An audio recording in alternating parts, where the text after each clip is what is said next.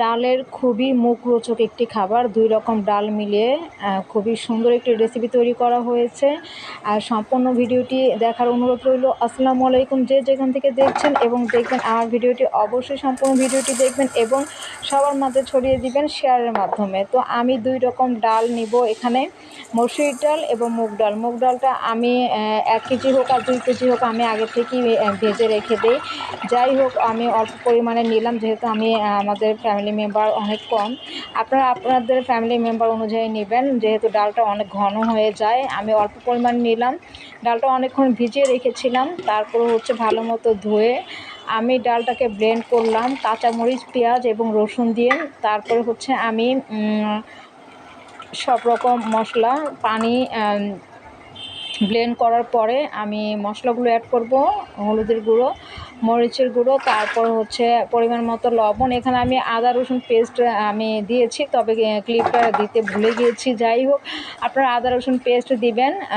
আমি রসুন অ্যাড করেছিলাম ব্লেন্ডের সাথেই। যাই হোক, আপনারা কাঁচামরিচের পরিমাণটা আপনাদের যে যেমন ঝাল খান সেরকম হিসেব করে দিতে পারেন। আমি সিদ্ধ তো আলু যাই হোক, আমার ব্লেন্ড হয়ে ৪টা গেল। সিদ্ধ আলু দিয়েছি এখানে, ৩টা কি ৪টা আলু দিয়েছি। তো আমি অল্প জাল দিয়ে আমি অল্প আগুনে আমি এটা জাল করে নিব। তারপর হচ্ছে যখন ডালগুলো ভালো মতো ফুটে যাবে, যাতে বারবার নাড়তে হবে যাতে লেগে না যায়। তো ফুটে যাওয়ার পর যেটা করব, আমি এখানে পানি অ্যাড করব। তো পানি অ্যাড করার পর আবার অনেকক্ষণ জাল দিব। যেহেতু এটা যত জাল হবে তত খেতে ভালো লাগবে। আর ডালটা অনেক ঘন হবে এবং বেশি ঘন হবে না, মিডিয়াম ঘন হবে, কিন্তু এটা জালের উপর। তারপর হচ্ছে আমি পেঁয়াজ আর রসুন কুচি করে রেখেছি, এটাকে আমি লাস্টে বাগার দিব।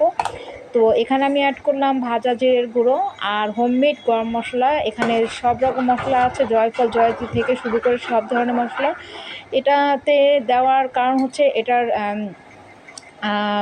মানে এটার যে সেন্টটা, ফ্লেভারটা অনেক ভালো আসবে। আর আমি বাগারের আগে কাঁচামরিচ কেটে দিয়ে দিলাম, যাতে কাঁচামরিচের ফ্লেভারটা একটু কাঁচা কাঁচা একটা ফ্লেভার থাকে। তারপর হচ্ছে আমি এই যে বাগার দিয়ে নিব। আপনারা ঘি অ্যাড করতে পারেন।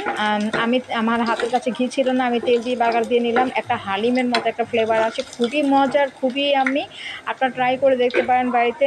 খুবই মজার একটা রেসিপি, অনেক ভাত খাওয়া যায়। আর এটা হলে আর তো কিছুই লাগে না।